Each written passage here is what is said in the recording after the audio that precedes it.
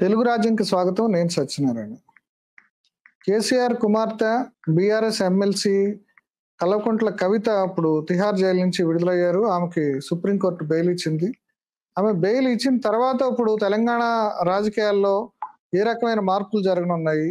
ఎందుకంటే ఆమె ఈ ఢిల్లీ లిక్కర్ స్కామ్ లో ఆమె చిక్కుకున్న దగ్గర నుంచి కూడా రకరకాల రాజకీయ పరిణామాలు ఇప్పుడు కాంగ్రెస్, బీజేపీ, టీఆర్ఎస్ ఒకదాని మీద ఒకటి ఆరోపణలు చేసుకోవటం, అంటే ఒక రకంగా అరెస్ట్ అనేది ఇక్కడ రాజకీయ ఆరోపణలు, ప్రత్యారోపణలకి ఒక దినుసుగా మారింది. ఇప్పుడు ఆమె ఇట్లా అరెస్ట్ కావటం వల్లే కొంత కేసీఆర్ కూడా ఆయన స్పీడ్ రాజకీయాలకి స్పీడ్ తగ్గించుకోవాల్సి వచ్చింది. ఇప్పుడు ఆయన కూడా కొంత మొన్న పార్లమెంట్ ఎన్నికల్లో కూడా కొంత బీజేపీతో సర్దుబాటు చేసుకున్నారని కాంగ్రెస్ ఆరోపిస్తుంది. ఇప్పుడు ఆమె బెయిల్ మీద విడుదలయ్యారు కాబట్టి ఇప్పుడు నెక్స్ట్ కేసీఆర్ జూలు విదిలిస్తారా? ఇప్పుడు ఆ తర్వాత ఇప్పుడు ఏ రకమైన పరిణామాలు తెలంగాణలో సంభవించనున్నాయి? ఈ అంశాలన్నీ మనతో చర్చించడానికి డాక్టర్ పెంటపాటి పుల్లారావు గారు, పొలిటికల్ అనలిస్ట్ మనతో ఉన్నారు. ఆయన అడిగి ఈ విషయాలను తెలుసుకుందాం. నమస్కారం సార్. నమస్కారం. అదే అండి, ఇప్పుడు మొన్నటి వరకు ఇప్పుడు ఈ ఢిల్లీ లిక్కర్ స్కామ్ అనేది తెలంగాణ రాజకీయాల్లో ఒక రకమైన ఆరోపణలు, ప్రత్యారోపణలు, ఈ పార్టీ ఆ పార్టీతో కలుస్తుంది, ఆ పార్టీ ఈ పార్టీతో విలీనం అవుతుంది అనేది జరుగుతోంది. ఇప్పుడు ఆమెకి బెయిల్ వచ్చింది. Now she was in a comfortable position. అట్లాగే కేసీఆర్ కూడా కంఫర్టబుల్ పొజిషన్ లోకి వచ్చారని అనుకోవాలి.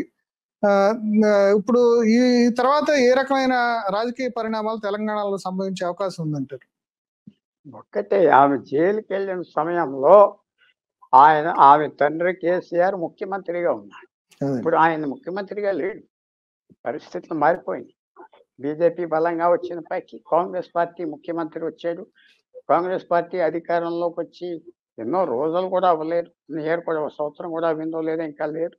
సో పరిస్థితులు మారిపోయింది. అది ఆయన జైల్లో ఆయన ముఖ్యమంత్రిగా ఉండి బయటకు వస్తే ఓ రకమైన ఫీలింగ్ అవుతుంది. ఇప్పుడు అంతా బిల్డప్ చేసుకోవాలి. కవిత గారు సరిపడతారా, కేటీఆర్ గారా, అది కాదు. వాళ్ళు ఏ రకంగా ప్రాంతీయ పార్టీని ముందలు తీసుకొస్తారు, ఏ రకంగా కాంగ్రెస్ పార్టీ అధికారంలో ఉండి వాళ్ళ ఓట్ బ్యాంక్ మైనారిటీస్ అందరూ కాంగ్రెస్ పార్టీకి వెళ్ళిపోవటం, అవన్నీ రియాలిటీస్ ఉన్నాయి. కాబట్టి ప్రాంతీయ పార్టీగా ఎలా పెరుగుతారో, ప్రాంతీయ పార్టీగా వాళ్ళ స్థానం తెలంగాణలో ఎలా తెచ్చుకుంటారు. తప్పకుండా ప్రాంతీయ పార్టీగా మంచి అవకాశం ఉన్నది. ఎందుకంటే మిగతా ఈ రెండు పెద్ద పార్టీలు నేషనల్ పార్టీస్, బీజేపీ, కాంగ్రెస్. ప్రాంతీయ పార్టీ కొంచెం ప్రత్యేకతలు ఉంటాయి. లోకల్ నాయకులు ఉంటారు, కలుసుకోవచ్చు, చెప్పుకోవచ్చు, వాళ్ళకి పరిస్థితులు అన్నీ తెలుస్తాయి, వాళ్ళు ఇష్టం వచ్చినట్టు చేస్తారు. నేషనల్ పార్టీస్కి అలా కాదు. కాబట్టి ఇప్పుడు ఆ బయటకు వచ్చారు కాబట్టి ఎస్, తప్పకుండా ఒక టెన్షన్ తగ్గింది కేసీఆర్ ఫ్యామిలీకి. ఆ జైల్లో ఉన్నారు, అవమానం తగ్గింది, బయటకు వచ్చారు, ఓ విజయంతో వచ్చారు అని చెప్పుకొని మొదలుకి వెళ్తారు. ప్యూర్ పాలిటిక్స్, రాజకీయం ఎలా చేస్తారు, ఎలా మొబిలైజ్ చేస్తారు, ప్రజల దగ్గరికి వెళ్ళి మేము మళ్ళీ వాళ్ళకు ఉన్న నెగిటివ్స్ అన్నీ ఎలా తీస్తారు, వాళ్ళ మీద ఆధారపడి ఉంటుంది. వాళ్ళు ఏ రకంగా చేసుకుంటారు, ఏ రకంగా చేసుకోరు. సో ఇదంత ఈజీగా ప్రిడిక్ట్ చేయడం కష్టం కాదు. కానీ ప్రాంతీయ పార్టీ మొన్న కవిత గారు ఒక మాట అన్నారండి, నేను వడ్డీతో సహా చెల్లిస్తాను అని. తిహార్ జైలు నుంచి బయటకు రాగానే ఆమె వడ్డీతో ఆమె వెండెట్ట ఎవరి మీద అని అనుకోవాలి? వెండెట్ట తీసుకోవటానికి అధికారం ఉండాలి, అవకాశం ఉండాలి, అదర్ సైడ్ కూడా పనికిరాని వాళ్ళు ఉండాలి. వెండెటాస్ తీసుకుంటారు, రెవెల్స్ తీసుకుంటారు, అవి ఏమి జరగవు పాలిటిక్స్ లో. అది ఎక్కడో రేర్ గా జరిగితే యాక్సిడెంట్ గా చెప్పాలి, కానీ అవి ఏం వెండెటా తీసుకుంటారు? ఎవరో వ్యక్తిని ఓడిస్తారా, లేకపోతే బీజేపీని ఓడిచ్చేస్తారా, కాంగ్రెస్ ఓడిచ్చేస్తారా, అధికారంలోకి వస్తారా? అది నేను అనుకుంటాను. అవి అన్న మాటలకి అది ఇంపాక్ట్ ఏముంటుంది? వెండెటా తీసుకుంటానంటే అది నెగిటివ్గా వస్తుంది. సరే అవన్నారు, దానివల్ల పెద్ద ఇంపాక్ట్ ఏదో వచ్చేస్తుందని నేను భావించట్లేదు. ఫ్యాక్టర్ ఏమిటంటే కాంగ్రెస్ పార్టీ ఇక్కడ అధికారంలో ఉన్నది, బీజేపీ ఢిల్లీలో ఉన్నారు, బీఆర్ఎస్ బయట ఉన్నారు. సో చాలా జాగ్రత్తగా వాళ్ళు బిల్డప్ చేసుకోవాలి. రీజనల్ పార్టీకి మంచి అవకాశం ఉన్నది. కేసీఆర్ గారు ఎమర్జెన్సీ వాళ్ళకి నాయకులు ఉన్నారు, బీజేపీకి అక్కర్లేని నాయకులు, కాంగ్రెస్కి అక్కర్లేని నాయకులు, లేకపోతే స్థలం లేని నాయకులు ఇక్కడ రావచ్చు. అదంతా ఈ జైలు మీద, లిక్కర్ స్కామ్ మీద అది మోటివేటింగ్ ఫోర్స్ కాదు. వాళ్ళ పాలిటిక్స్, వాళ్ళు ఏం ఆఫర్ చేస్తారు, ఎలక్షన్స్ ఎలా గెలిపిస్తారు, ఆ వీక్నెసెస్ మొన్న ఎలక్షన్స్లో 2 ఎలక్షన్స్లో వచ్చినాయి. ఎలా తీస్తారు? 2023 ఎలక్షన్, 2024 ఎలక్షన్‌లో రెండిట్లో వాళ్ళు ఓడిపోయారు. అది ఎలా మారుస్తారు? కొత్త వాళ్ళని ఎలా తెస్తారు? ఇప్పుడు రేవంత్ రెడ్డి ఆయన చెప్పటమేమో ఇప్పుడు బీజేపీ బీఆర్ఎస్ ఇక మధ్యలో రాజీ కుదిరి వాళ్ళతో రాజీ పడబట్టే ఇప్పుడు కవిత విడుదలైందని. అంటే ఈవెన్ దో బీజేపీ నాయకుడు కూడా బండి సంజయ్ కూడా అంత ఓపెన్ గా, అంటే వీళ్ళు ఎవరికి కూడా ఇప్పుడు సుప్రీంకోర్టు తీర్పు ఇచ్చింది, బెయిల్ ఇచ్చింది, ఇప్పుడు అది కోర్టు ధిక్కారం అవుతుంది అనేది కూడా సంబంధం లేకుండా ఒకళ్ళ మీద ఒకళ్ళు ఆరోపణలు చేసుకున్నారు. సరే, అది ఆ విషయం పక్కన పెడితే ఇప్పుడు బీఆర్ఎస్ తో బీజేపీ విలీనం అయ్యే అవకాశం ఉందని వీళ్ళు మాట్లాడుతున్నారు, రేవంత్ రెడ్డి. ఇప్పుడు అదేమైనా అవకాశం ఉందంటారా? అస్సలు ఏమి అవసరం లేదు, అవకాశం లేదు. బీజేపీకి లాభం ఏంటి? బీఆర్ఎస్కి లాభం ఏంటి? బీఆర్ఎస్ ఏం తీసుకొస్తారు బీజేపీతో కలిస్తే? అది అప్పుడు కాంగ్రెస్ పార్టీకి అడ్వాంటేజ్ అవుతాయి. కాంగ్రెస్ పార్టీతో బీఆర్ఎస్ కలిస్తే బీజేపీకి అడ్వాంటేజ్ అవుతాడు. ఎందుకంటే ఇంకా అపోజిషన్ పార్టీ ఎవరు మిగిలేరు. సో అది జరిగే పని కాదు, అవసరం లేదు, దాంట్లో లాభం లేదు. బీఆర్ఎస్కి లాభం లేదు, కాంగ్రెస్కి లాభం లేదు, బీజేపీకి లాభం లేదు. ఎందుకంటే ఆ 3 పార్టీలు ఉండి ఎవరైనా 40% ఓట్లు తెచ్చుకోగలిగితే వాళ్ళు అధికారంలోకి వస్తారు. 40% తెచ్చుకోకుండా 20% తెచ్చుకొని అలయన్స్ గవర్నమెంట్స్ ఫామ్ చేసుకోవచ్చు. అంతేకాదు విలీనం అయిపోతే ఏమవుతుంది? ఏమొస్తుంది? బీజేపీకి ఏమొస్తుంది? బీఆర్ఎస్కి ఏమొస్తుంది? ఎందుకు చేయాలి? దానివల్ల అధికారంలోకి రారు కదా. ఇంకా 4 సంవత్సరాలు ఎలక్షన్ టైం ఉన్నది, 4 ఇయర్స్ ఉన్నది. 4 సంవత్సరాల పాటు రేవంత్ రెడ్డి గారికి అవకాశం ఉన్నది. బీఆర్ఎస్ను తగ్గించడానికి, బీజేపీని తగ్గించడానికి, ఆయన పరిపాలన మంచిదని చూపెట్టుకొని చేయటానికి. అది ఊరికనే అది కొంచెం నేను చైల్డిష్ అనుకుంటున్నా. వాళ్ళతో కలిసిపోయారు, వీళ్ళతో పొత్తు అయిపోయారు. కేసీఆర్ ని రాజకీయంగా ఇరకాటంలో పెట్టడం, పక్కకి తొయ్యటం అనే స్ట్రాటజీలో భాగంగా రేవంత్ రెడ్డి దీన్ని ఉపయోగిస్తున్నట్టున్నారు. అంటే ఇప్పుడు మీరు చెప్పేదాన్ని బట్టి అది ఎంతవరకు ఫలితం ఇస్తుంది అంటారు? అదేం ఫలితం రాదు. కొన్ని రోజుల తర్వాత అవన్నీ మర్చిపోతారు. రేవంత్ రెడ్డి గారి బలం ఏంటంటే ఆయన ఎలాంటి పరిపాలన ఇస్తాడు, ఆ గ్యారంటీలు అవన్నీ ఇంకెవడు పట్టించుకోలేదు కదా. మన ఎలక్షన్లో కూడా దాని గురించి వేయలేదు కదా ఓటు. అది అయిపోయింది. ప్రజలు ఎత్తి తీశారు, అయిపోయింది. పోయినసారి బీఆర్ఎస్ను ఓడించాలని వాళ్ళకి ఓటేశారు. ఇప్పుడు ఆయన పరిపాలన ఎలాగుంటుంది? ఆయన పరిపాలన బాగా చేస్తే బీజేపీకి నష్టం, బీఆర్ఎస్కి నష్టం. వాళ్ళు విలీనం అవ్వినా అవ్వకపోయినా. విలీనం అవ్వేది అసలు ప్రసక్తే లేదు. ఇంకో రీజనల్ పార్టీకి కూడా తెలంగాణలో స్థానం ఉన్నది. ఇంకా ఎంఐఎంతో కలిపితే 4 ఉన్నాయి.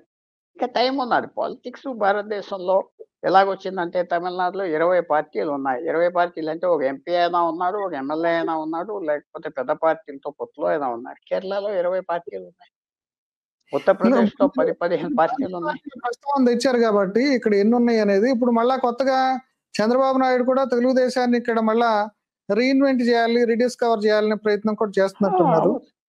అది ఎంతవరకు ఫలితం ఇస్తుంది అంటారు? మంచి ఆయన 5% ఓట్లు తెచ్చుకోగలిగితే 5-10% మళ్ళీ ఒక ఫోర్స్గా రావచ్చు, బ్యాలెన్సింగ్ ఫోర్స్గా రావచ్చు. అందరు చూసేది ఏంటంటే బ్యాలెన్స్ కోసం. ఒక 10 మంది ఎమ్మెల్యేలు తెచ్చుకుని ఒక 2 మంత్రులు వస్తే మన జెండా ఎగురుతుంది. సో ఇంకా పార్టీలు రావచ్చు. ఆంధ్రాలో ఇంకో పార్టీ రావచ్చు, తప్పకుండా రావచ్చు. కుల పార్టీ అనుకోండి, ఏదో కూడా ఉందండి ఆయనకి. ఇప్పుడు బీజేపీ, జనసేన, టీడీపీ కూటమి మొన్న సక్సెస్ఫుల్ గా ఏపీలో సక్సెస్ అయింది. ఆ స్ఫూర్తితోటి ఇక్కడ మళ్ళీ ఆ కూటమి ద్వారా ఇప్పుడు ఇక్కడ ఈయన ప్రవేశించే ప్రయత్నం చేస్తున్నాడు. కానీ పోయినసారి ఆయన ఇక్కడ రావడానికి ప్రయత్నం చేసినప్పుడు తెలంగాణ సెంటిమెంట్, మళ్ళీ ఆంధ్ర వాళ్ళు వస్తున్నారు, చంద్రబాబు వస్తున్నాడు అనే సెంటిమెంట్ తోటి కేసీఆర్ లాస్ట్ టైం ఎలక్షన్స్ గెలిచారు. అంటే ఈ దఫా మళ్ళా ఆయన మళ్ళీ ఆ కార్డు, అంటే రీజనల్ కార్డుని మళ్ళా తీసుకొచ్చే అవకాశం లేదా చంద్రబాబు? ఒక్కసారి పనిచేస్తారు. మన కాంగ్రెస్ పార్టీ ఎలక్షన్స్ లో రాజ్యాంగాన్ని తీసేస్తారు బీజేపీ అన్నారు. అది ఒక్కసారి పనిచేస్తుంది. మళ్ళీ అది మ్యూజిక్ పెడితే ఎవరు వింటారు? వింటారు కదా. అందువల్ల 1 టైం పనిచేస్తుంది కొద్దిగా. చంద్రబాబు నాయుడు గారు ఆయన పార్టీ బలపెట్టుకోవాలంటే ఆయన కష్టపడాలి, పని చేయాలి. 119 నియోజకవర్గాల్లో మనుషులు పెట్టుకోవాలి, పని చేయాలి, నాయకత్వం చూడాలి. వచ్చే ఎలక్షన్స్ క్యాండిడేట్స్ పెట్టుకోవాలి, ఒక 5%, 6% ఓట్లు తెచ్చుకోవాలి, మళ్ళీ పోటీ చేయాలి. దుకాణం మూసేయకుండా మళ్ళీ పోటీ చేయాలి.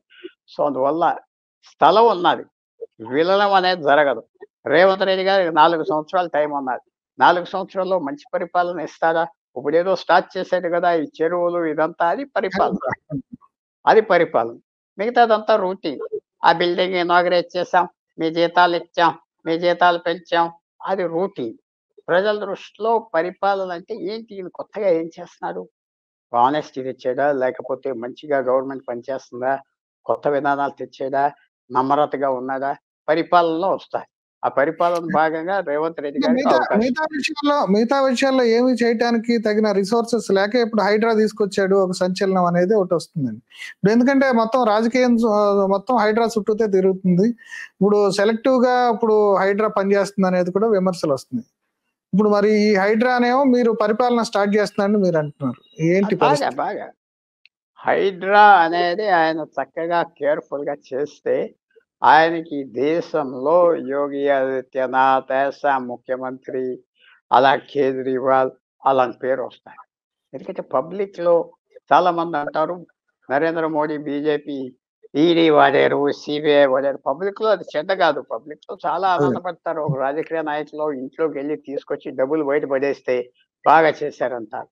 ఇక్కడ కూడా ఏంటంటే ఆయన తీసుకున్న పాలసీ ఏంటి, 300 చిల్లర చెరువులు ఉన్నాయి, నేను చుట్టూరా ఆక్రమించారు, తీసేస్తా. అది కొంతవరకు చేశాడు. నేను ఎవరి మీద రాజకీయంగా చేయట్లేదు, ఫస్ట్ కాంగ్రెస్ కేబినెట్ మంత్రిదే ఇల్లు పగలగొట్టేసాను, చేస్తున్నాను అన్నాడు. అది పబ్లిక్ సపోర్ట్ వస్తుంది, చాలా వస్తుంది. పబ్లిక్ చాలా దాని గురించి కళ్ళెత్తి చూస్తున్నారు, నిజంగా చేయగలదా అని, నిజంగా పెద్ద పెద్ద వాళ్ళని తరిమేయగలదా. ఆ పని మీద అలా వెళ్తా ఉంటే పబ్లిక్ సింపతి వస్తుంది, ఇమేజ్ పెరుగుతుంది. ఎందుకంటే పబ్లిక్కి మీరు కన్విన్స్ చేసి మీ మంచికి, మీ ఇంపార్టెన్స్కి నేను రిస్క్ తీసుకుంటున్నాను, అదే తప్పకుండా పబ్లిక్ రెస్పెక్ట్ ఇస్తారు. మీరే చూసుకోండి, ఎక్కడైనా సర్వే చేయండి, ఒక 100 మందిని సర్వే చేసి ఈ ఎవరైతే ఆక్రమించారో తరిమేయటం మంచిదా అంటే అందరూ మంచిదంట, ఒకళ్ళు ఎదురు కాదంట. తర్వాత పెద్ద పెద్ద వాళ్ళని తరివేశారు, మనకు పేర్లు అనవసరం, వాళ్ళ మీద వాళ్ళకే చెడ్డ వచ్చింది. ఇన్ని ఎకరాలు ఆక్రమించారా, ఇదేంటి, ఈ చెరువుల్లో 300 చిల్లర చెరువులు తవ్వి ఫ్లడ్ ఆఫ్ చేసేవారు, అదంతా పోయింది కదా. సో ఇది ఇలాంటిది ఇది ఒక్కటే అంటలేదు, ఇలాంటి పనులు ఆయన చేయగలిగితే తప్పకుండా మంచి ఇమేజ్ పెరుగుతాయి. అలాగే కేసీఆర్ కూడా రీజనల్ పార్టీని బలపరుచుకుని ఆయన చేసిన తప్పులేంటో ఆయనకి తెలుసు కాబట్టి అవి కూడా దిద్దుకుని ఒక పాజిటివ్గా హంబల్గా ఉండాలి, ఉంటే మళ్ళీ ఆయనకి లైఫ్ ఉండాలి. బీజేపీకి సరే యంగ్ లీడర్స్ ఉన్నారు, బీసీలు ఉన్నారు, షెడ్యూల్ కాస్ట్ దళిత్స్ ఉన్నారు, ట్రైబల్స్ ఉన్నారు, ఎందుకంటే మిగతా పార్టీలో స్థలం లేదు కదా వాళ్ళకి. కాంగ్రెస్ పార్టీ, కేసీఆర్ పార్టీ సాంప్రదాయంగా వచ్చిన నాయకులు కులాలే ఎక్కువ కూర్చుంటారు, వీళ్ళకి ఎక్కడ స్థలం ఉంటుంది, అక్కడ బీజేపీలో స్థలం ఉంది. సో 3 సర్వైవ్ అవుతాయి, 3 బలంగా ఉంటాయి. ఇలాంటి రాష్ట్రాలు ఎక్కడున్నాయి భారతదేశంలో? అన్ని 2 పార్టీల రాష్ట్రాలు కదా, కాంగ్రెస్ బీజేపీ కొన్ని రాష్ట్రాల్లో ఉన్నాయి, కొన్ని రాష్ట్రాల్లో బీజేపీ ప్రాంతీయ పార్టీ ఉన్నాయి. బెంగాల్లో బీజేపీ ప్రాంతీయ పార్టీ, బీహార్లో బీజేపీ ప్రాంతీయ పార్టీ, ఉత్తరప్రదేశ్లో బీజేపీ ప్రాంతీయ పార్టీ, జార్ఖండ్ కూడా బీజేపీ ప్రాంతీయ పార్టీ. సో ఇలాంటిది ఒక చోటే ఉన్నది ఒడిశాలో, కాంగ్రెస్ ఉండేది, బీజేపీ ఉండేది, నవీన్ పట్నాయక్, తెలంగాణ పరిస్థితి వస్తుంది, అలా సాగుతుంది. Please do subscribe to Telugu రాజ్యం ఛానల్. హాయ్ అండి, నేను మీ ఆర్పీని, నెల్లూరు పెద్దారెడ్డి చేపల పులుసు ఓనర్ని. మీరు తెలుగు రాజ్యం అనే ఈ యూట్యూబ్ ఛానల్ సబ్స్క్రైబ్ చేసుకుని మంచి మంచి వీడియోలతో వస్తారు. Thank you so much. Hi people, I'm Sonakshi Verma and you please watch Telugu Rajyam and please subscribe to the channel.